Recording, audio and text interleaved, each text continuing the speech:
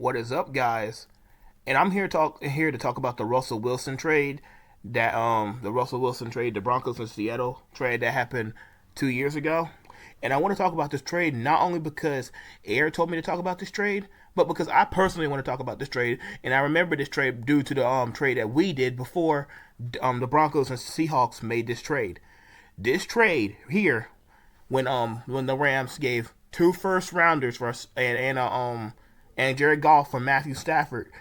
This is practically the same thing the Seahawks and the Broncos did. The Broncos did to the Seattle Seahawks.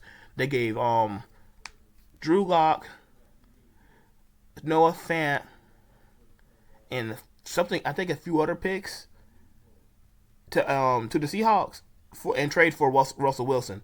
And let me tell you why from the start you could already see this was going to fail. Number one, you could already see from Russell Wilson's 2021 year, that he was not that good.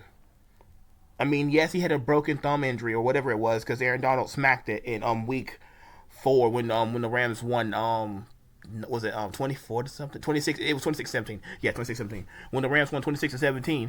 When the Rams won that game, they went on to 4-1. You could literally see Russ's decline, like even before the game started and even after he came back healthy, because he came back against us again. Where did we beat him again? We beat him 10-20 that time. But that's not the point. You could see that Russ was on a decline. He was not really great that entire year, and I don't understand what the Broncos saw that said we can win a Super Bowl with Russell Wilson.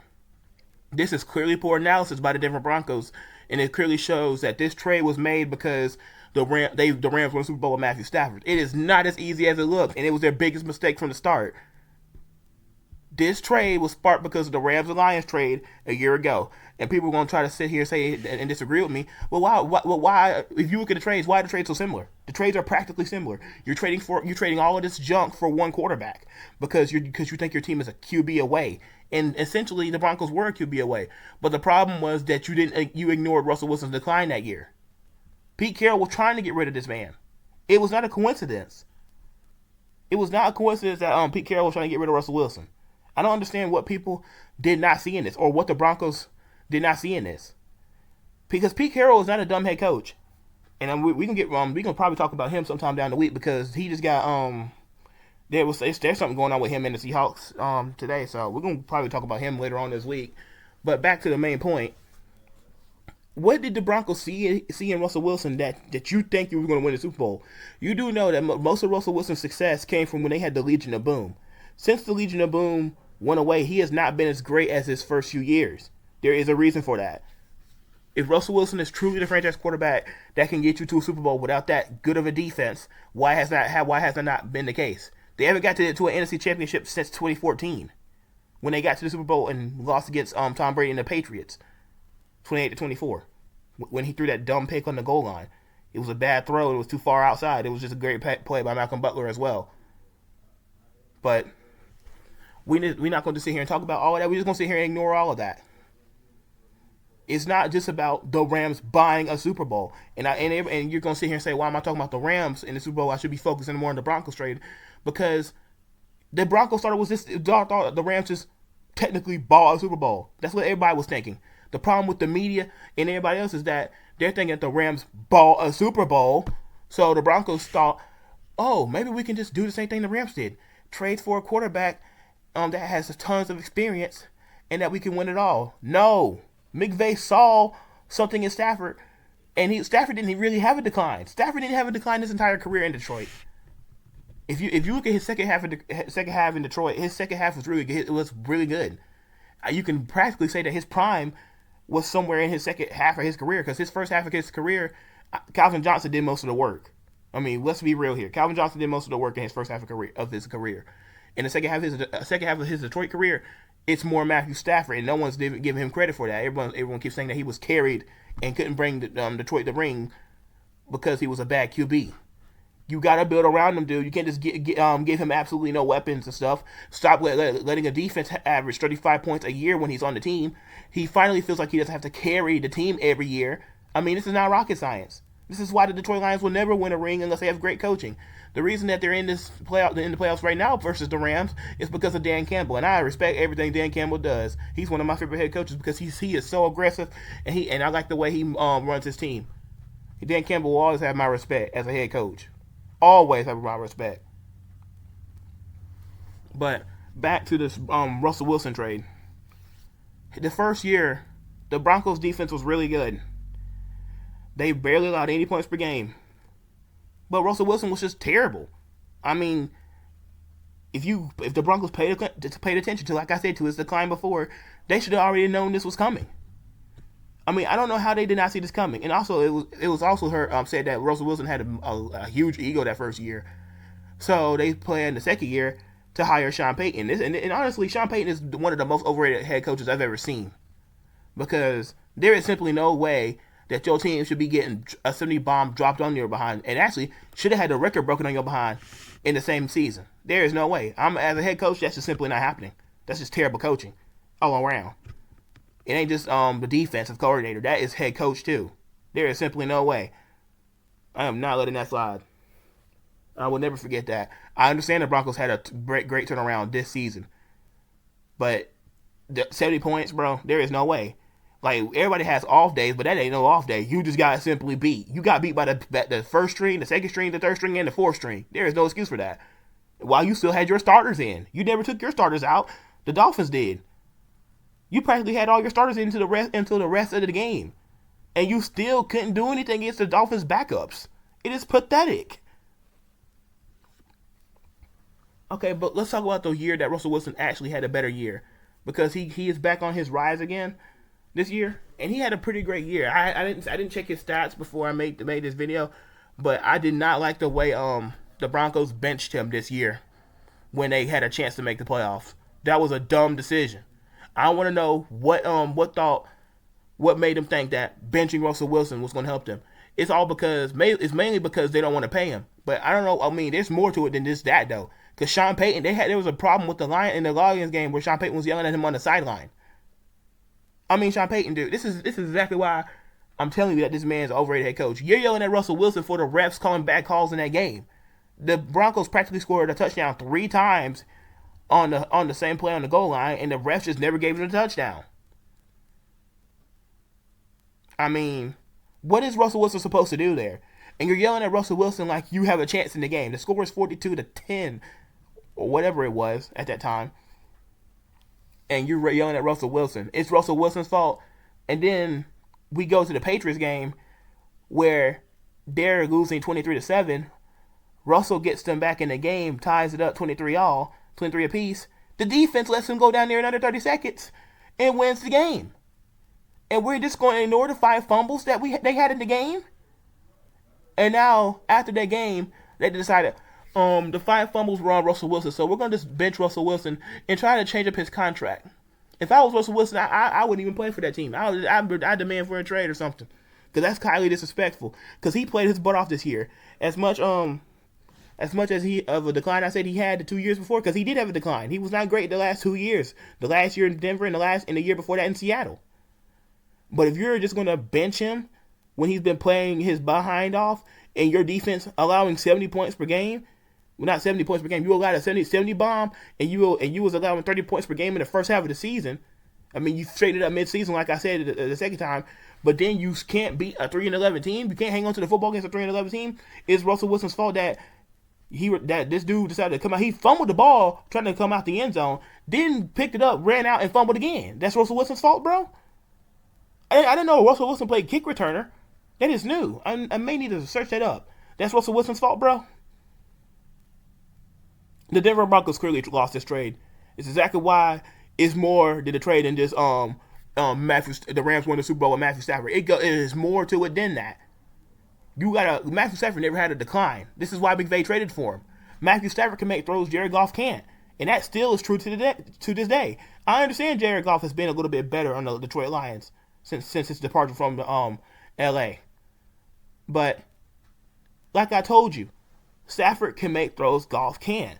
Goff has to see stuff wide open, practically. He rarely makes those tight window throws like he used to when he was in 2018 with the Los Angeles Rams. He just doesn't take those type risk throws anymore. I feel like he was just too scared to let it go, and I feel like that is still the same case in Detroit to a certain extent. And I think that's going to be the downfall of Goff if the Lions don't fix that in the playoff game. That's about to happen soon on Sunday night. But back to Russell Wilson and the Broncos. He played good. You bench him in the is it the Raiders game or the Chargers game? Because I think you benched him in both, but I think it was the Chargers game next. Was it? I'm not sure. Whatever game it was, you had two division games. It doesn't matter. If KC were to lose their last two games, and you benched your quarterback when you had a chance to win the AFC West, are you kidding? Are you kidding me? I mean, what would you do then? You would be looking at yourself like, oh, we made a dumb decision. We could have had a chance at the playoffs. And I legitimately think the Broncos could probably make some noise if they keep their defense and their offense, Russell Wilson, up straight. But they just decided not to go in the playoffs. They decided, let's bench Russell Wilson. Let's change his contract when he played good. If you were going to do that, you should have did that the season before where he actually played like crap. You wait till the season he plays great, and now you want to change his contract. And I don't like, and I disrespect. I don't respect Sean Payton for that. I just don't. I do not respect Sean Payton for that. You're taking money away from a dude that played his mind off, and I don't respect that. You have got to be one of the most overrated coaches I've ever seen in NFL history. I mean, this is ridiculous. The Seattle Seahawks clearly won this trade. It's not even close. Because if the Broncos would have won this trade, your goal was to make it to the playoffs. Nah, not even playoffs. Your goal was either Super Bowl, practically Super Bowl or bust like the Rams were. Because everybody was trying to hold the Rams to a higher stake. Oh, if the Rams don't make your Super Bowl, you got Stat Pafford. You got the Rams mortgage your future. Because everybody was waiting for the Rams to have a downfall. Because in 2022, when they went 5-12, everybody was celebrating that the Rams went 5-12 when they were the worst national defending champion of the year. Because they had 23 players on IR. People were really laughing about that. It's insane. The media did a poor analysis on it, and now you're surprised the Rams are back in the playoffs this year. It's not a surprise. You just did a terrible analysis on the Los Angeles Rams. If you did a better analysis on the Rams, you would have known that they had 23 players on IR, and that was just more to it than just mortgaging their future. Instead, you just used that and didn't do a good analysis on the Rams. Now you're looking stupid that they're in the playoffs. The reason the Broncos aren't there is still because of the same thing the year before. This time it's his coaching. You fired Nathaniel. Yeah, it was Nathaniel Hackett. You fired Nathaniel Hackett for coaching, and Sean Payton is doing the same junk. He's not doing any better. What was benching Russell Wilson going to do? You literally lost the last two games with the backup quarterback. I don't know what his name was because I wasn't trying to pay attention to him. I wasn't watching the Broncos because I already knew. When you bench Russell Wilson, that just made me lose interest in watching him just for fun and just to study him. But when you benched him, I already knew you were going to lose your last two games. I already knew you were going to go 8-9. That was it for me. That was ridiculous. You had a literal shot of making the playoffs, and you decided we're going to bench our quarterback, our starting quarterback, who's played his butt off this year. Unbelievable. You didn't even get second in your division. The Raiders got second in the division. It was the Chiefs, Raiders, Broncos, then the Chargers because they had no Justin Herbert. And if the Chargers still had Justin Herbert, you would have been last in your division. You're fortunate. I'm telling you right now, you're fortunate. I'm telling you. That is pathetic. It is unacceptable from the Broncos owner down to the head coaching room. Come on. If I'm Russell Wilson, I'm personally leaving that team. Because you ain't going to sit here and bench me when I've been playing well all season. I can understand last season. I would have respected what their wishes last season because I didn't live up to my standards. I didn't live up to my big contract. But this year I lived up to my contract and you're trying to take money away from me. Well, actually, you're not trying. You are. So if I'm Russell Wilson, I'd be asking for a trade. Come on. There'll be a lot of teams that'll take Russell Wilson as a quarterback because he played really good this season. There'll be a lot of people that take Russell Wilson's quarterback as a quarterback. The problem is his contract's too big. The problem is that they would have to figure out how to take him with that big contract so they won't have a lot of dead cap when they do take on Russell Wilson. Well, I'm just telling you right now, they're lucky Russell Wilson isn't doesn't have the same personality I have when it comes to just trying to leave, or most of the players that do a great job but then they don't feel respected because you don't give them money they deserve when they play at the highest level they could. And Russell Wilson played at the highest level he could, and the Broncos just straight up disrespected him at the end of the season.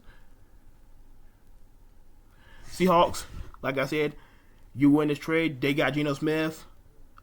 That was probably the last person I didn't say. Geno Smith. You got Geno Smith. You won the trade. You made it to the playoffs of 2022. Even though they got blown out by the 49ers, it doesn't matter. The Seahawks won the trade. They made the playoffs. You didn't make the Broncos didn't make the playoffs. You went 5-12 the year before. The Seattle Seahawks went 9-8, and this year the Seahawks still had a better record year than you. They still went. They went 9-8 again, and you went 8-9. You still lost to the Seattle Seahawks. The goal is to beat the team that you had a trade with, and you didn't do it either year. The Seahawks win this trade by a mile. Please don't ask me to don't ever try to thank the Los Angeles Rams ever again, ever. I mean, that was ridiculous. This trade was based off the Rams and Lions trade, and it wasn't even close. You failed your goal. Don't ever think you can do what the Rams did a year ago. It is not easy. It just because it's all in. It is not as easy and simple as all in. Goodbye, Broncos.